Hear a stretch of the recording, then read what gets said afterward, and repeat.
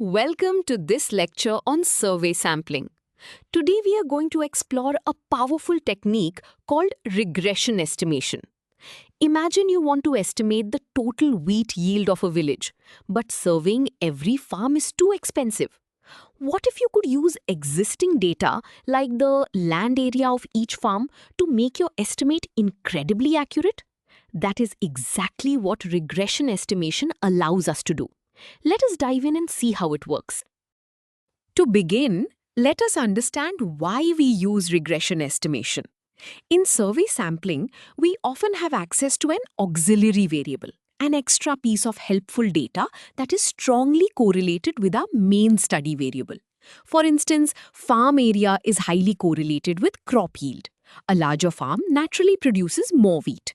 By fitting a mathematical straight line through our sample data points, we can use this known relationship to adjust our sample average. This adjustment brings our estimate incredibly close to the true population average, saving us from guessing blindly. Now that we understand the concept, let us look at the mathematical formula for the linear regression estimator. The estimator, denoted as y bar LR, takes the simple sample mean of our study variable and adds a correction factor. This correction factor depends on how far off our sample's auxiliary variable is from the true population average. Capital X bar is the known population average, while lowercase x bar is our sample average. The symbol B is the regression coefficient, representing the slope of the line connecting the two variables. If our sample has smaller farms than average, the formula automatically adjusts our yield estimate upwards to compensate. This formula we just saw leads us to an important property: exact unbiasedness. An estimator is unbiased if its average value over all possible random samples exactly equals the true population value. You might recall that the ratio estimator is generally biased for small samples. However, the linear regression estimator is special. If the regression coefficient B is a known fixed number, often written as beta 0, the estimator is exactly unbiased for any sample size. This happens because the expected average of the sample mean x bar is exactly the population mean capital X bar, making the adjustment term perfectly average out to 0. While a fixed coefficient guarantees unbiasedness, in real-world scenarios, we almost never know the true slope of the relationship in advance. Therefore, we cannot use a fixed constant for B. Instead, we must calculate the regression coefficient using the data from our specific sample. We do this by finding the sample covariance between our auxiliary and study variables and dividing it by the sample variance of the auxiliary variable. The covariance measures how the two variables move together, while the variance measures how spread out the auxiliary variable is. Let us see how this looks mathematically. Following up on that concept, here is the formula used to estimate the regression coefficient from our sample data. The numerator is the sum of the products of deviations, which mathematically represents how x and y vary together. The denominator is the sum of squared deviations for x, representing its total spread. When we use this calculated B instead of a known constant, the regression estimator becomes slightly biased for very small samples. However, as the sample size increases, this bias disappears rapidly. This makes the calculated regression coefficient highly reliable for practical survey sampling applications. Now that we know how to calculate the estimator, we must ask, how precise is it? The variance of an estimator tells us how much our estimates will bounce around from one sample to another. A lower variance means a more precise, reliable estimate that we can trust. To find the variance of the regression estimator, we look at how closely the data points hug the regression line on a graph. If the correlation between x and y is very strong, the points are tight around the line and the variance drops significantly. Let us look at the exact formula for this. This brings us to the mathematical formula for the variance of the regression estimator when the sample size is large. The term f is the sampling fraction, calculated as sample size n divided by population size capital N. Sy squared is the true population variance of the study variable, measuring its natural spread. The symbol rho represents the population correlation coefficient between x and y. The term 1 minus rho squared is the magic reduction factor. As the correlation rho gets closer to 1 or negative 1, rho squared approaches 1 and the entire variance shrinks dramatically towards 0. Before we move on to calculations, let us visualize this variance reduction. What you're seeing here is a scatter plot with the auxiliary variable on the horizontal x-axis and the study variable on the vertical y-axis. The solid diagonal line is the regression line. Notice how the data points are tightly clustered around this line. Instead of dealing with the massive overall spread of the study variable on the y-axis, we only have to worry about the tiny vertical distances between the data points and the regression line.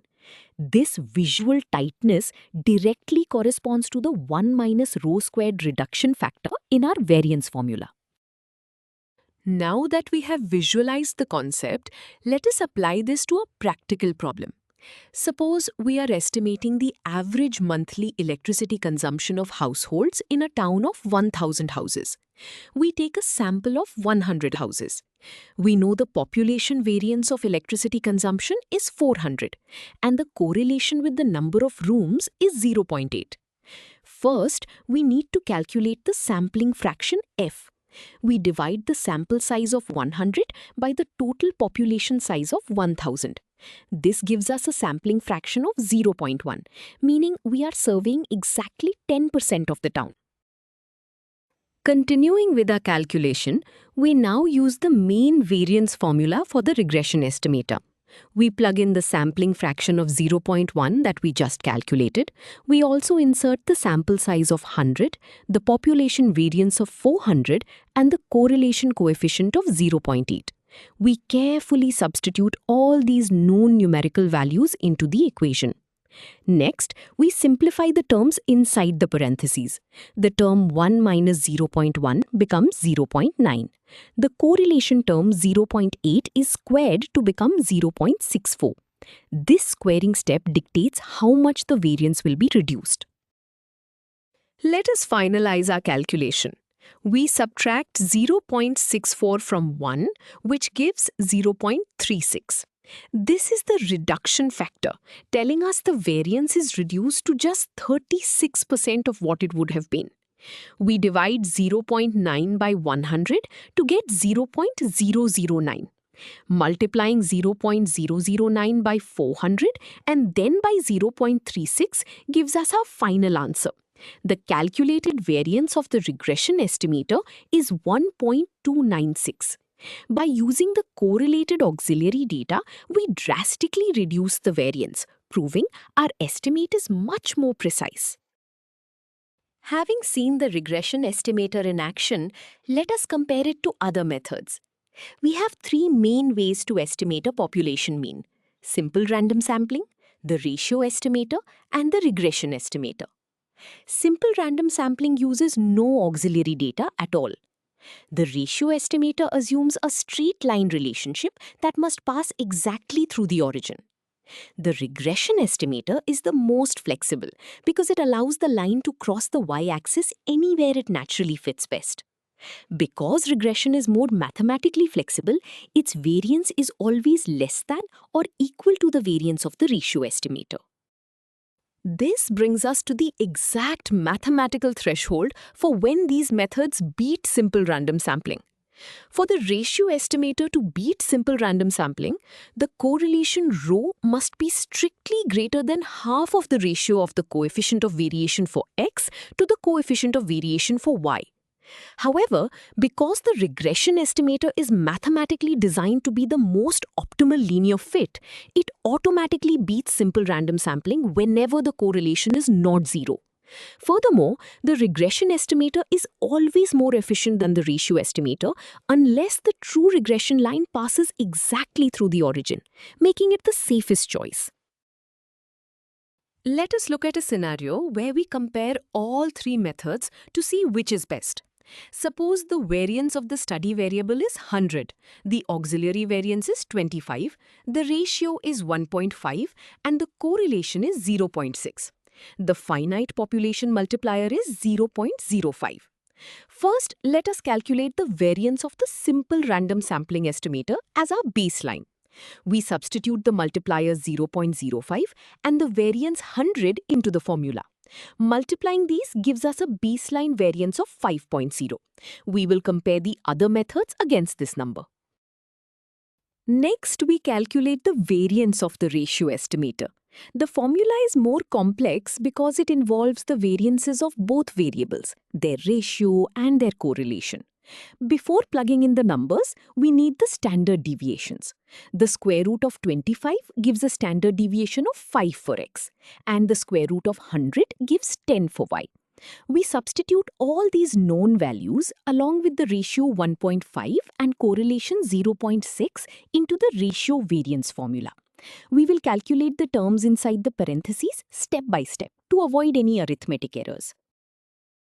Continuing with the ratio estimator, we squared the ratio 1.5 to get 2.25 and multiplied by 25 to get 56.25.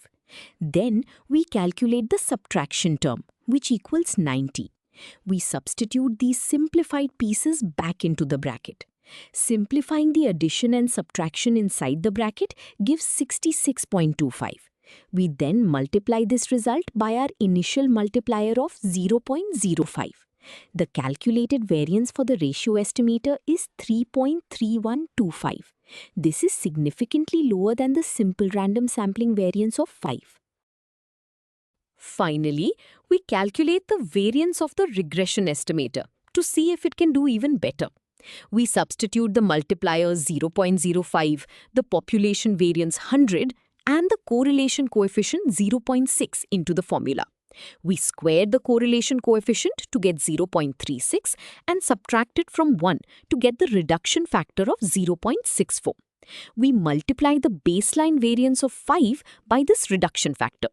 The final calculated variance for the regression estimator is 3.2. Comparing the three, regression has the lowest variance, making it the most efficient method. Now that we have proven its efficiency mathematically, let us discuss why this matters in the real world. Understanding the variance of the regressor estimator is crucial for government statisticians and market researchers designing large-scale surveys. Collecting data on a main study variable for a national census is incredibly expensive and time-consuming. However, auxiliary data is often already available for free from administrative records like tax returns. By using regression estimation, statisticians can drastically reduce the variance of their estimates without having to survey more people. This saves millions of dollars while still delivering highly accurate and reliable official statistics. To wrap up our lecture, let us review the key takeaways. First, the linear regression estimator uses an auxiliary variable to adjust the sample mean, resulting in a highly precise estimate. Second, when the regression coefficient is known, this estimator is exactly unbiased. Third, the variance of the regression estimator is reduced by a factor of 1 minus rho squared, meaning a stronger correlation leads to a much smaller variance. Ultimately, the regression estimator is always at least as efficient as both simple random sampling and the ratio estimator. You now have a powerful tool for survey sampling.